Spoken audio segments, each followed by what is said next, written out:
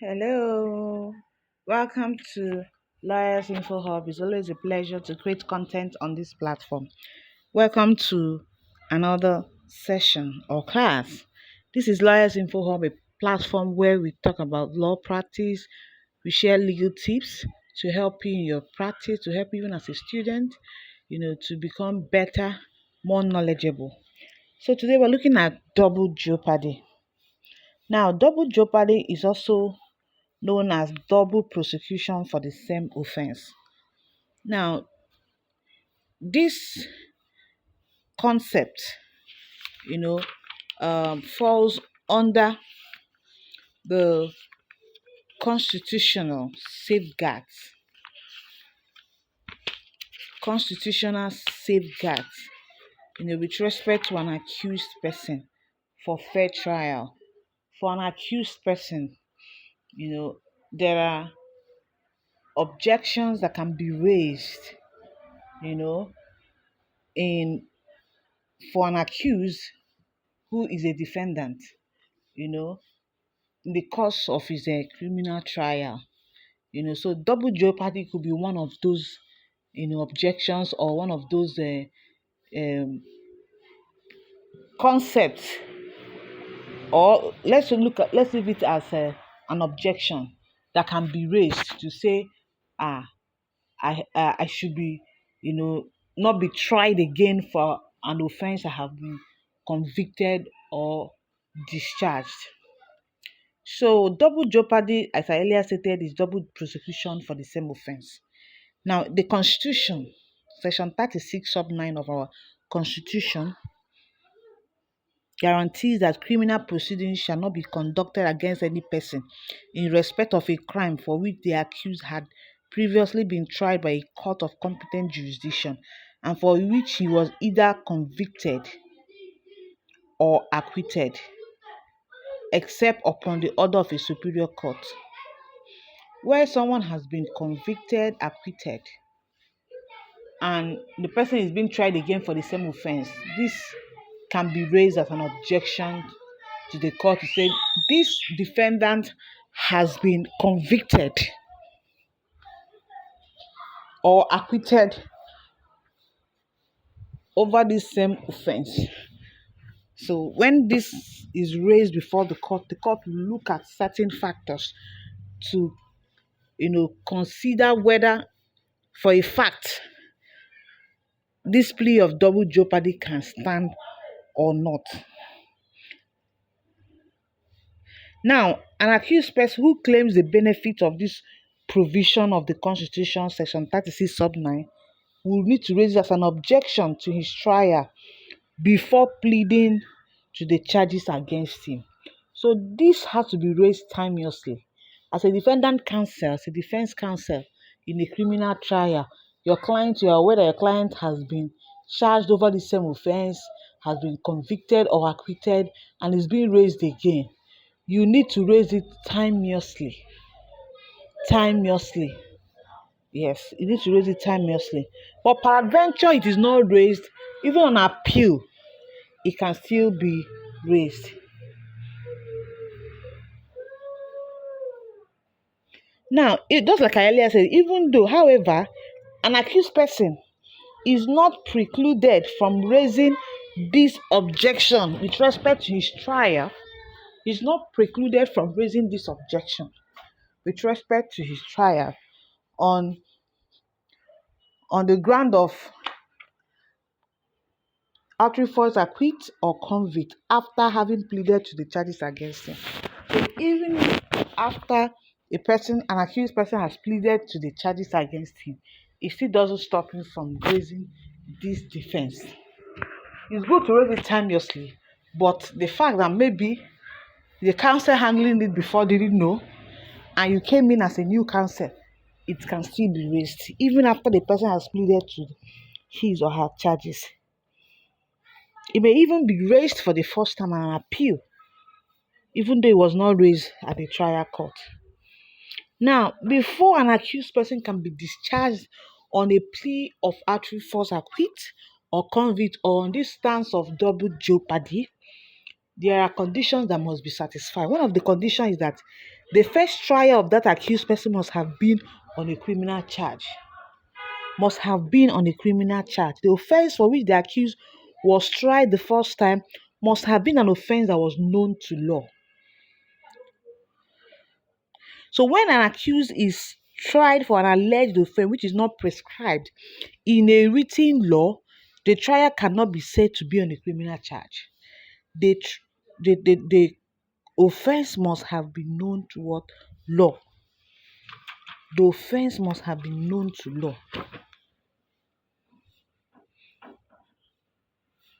So it is only a trial on a charge that is known to law that will entitle an accused person to a plea of actual false acquit or convict. Now, the first trial of that accused must have been by a court of competent jurisdiction. The first court that heard the trial, was it a court of competent jurisdiction? When an accused is tried on a criminal charge, but the trial court lacked jurisdiction, the accused person may be tried again for the same offense. So the jurisdiction of the court is very critical. So the first court that tried that accused must have been a court of competent jurisdiction. The accused cannot just rely on an earlier trial and plead actual false acquit or convict because before the court where the court that first tried him lacked jurisdiction. Because any proceedings of a court that lacks jurisdiction is what? Null and void.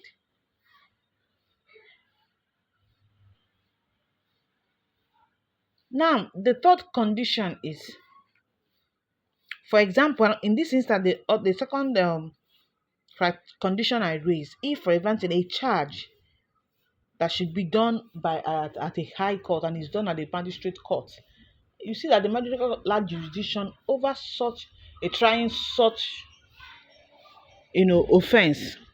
So it can also be raised that this particular offense, it was tried or charged at the magistrate court, and the magistrate court does not have the jurisdiction to hear such a matter, or even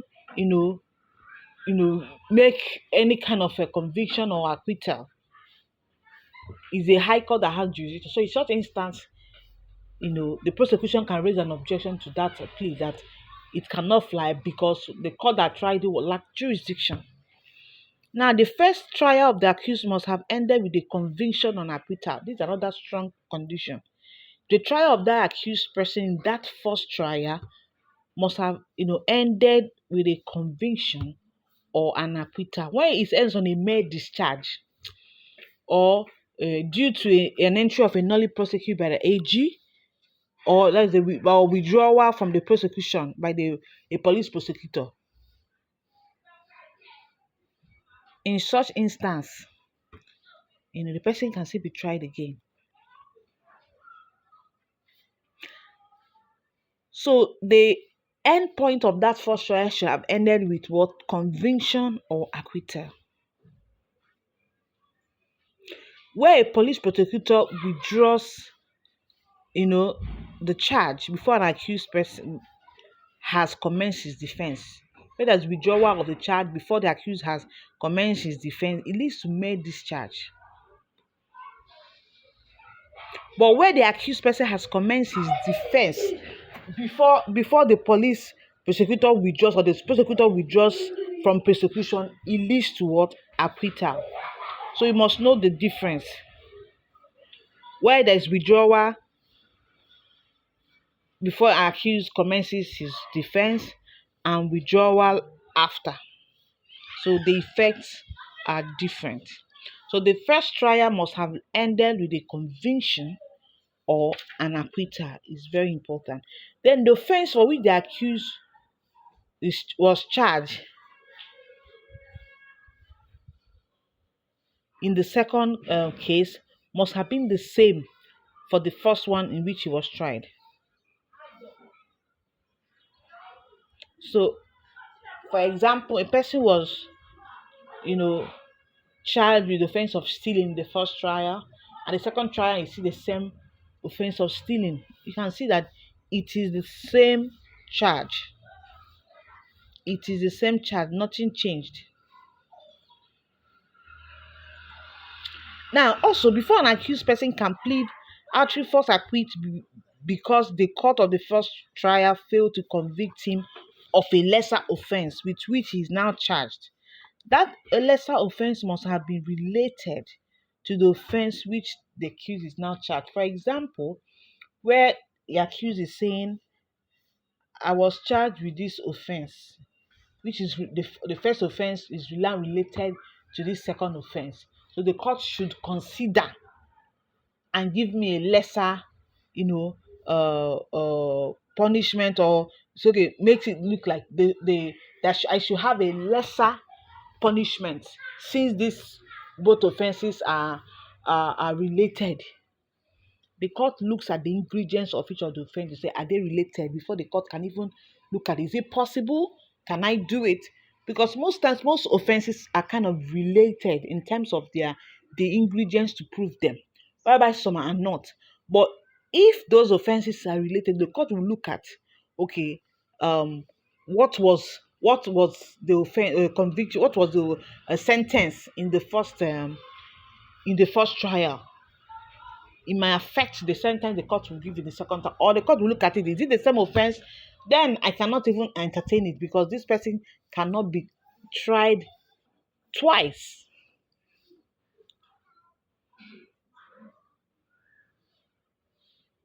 So it's important to note that, for example, where an accused person who has been convicted and tried by a court martial for a civil offense may still be tried by a regular court for the same offense.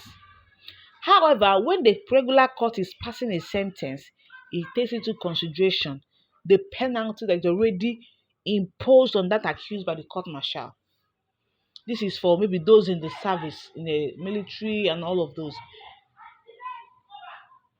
If there is an issue, there's a civil offense, there's a civil offense that was the person was convicted in a court martial, it may still be tried in a regular court for the same offense. But the regular court now, the court looks at the sentence that was passed or imposed on the accused before making further sentence.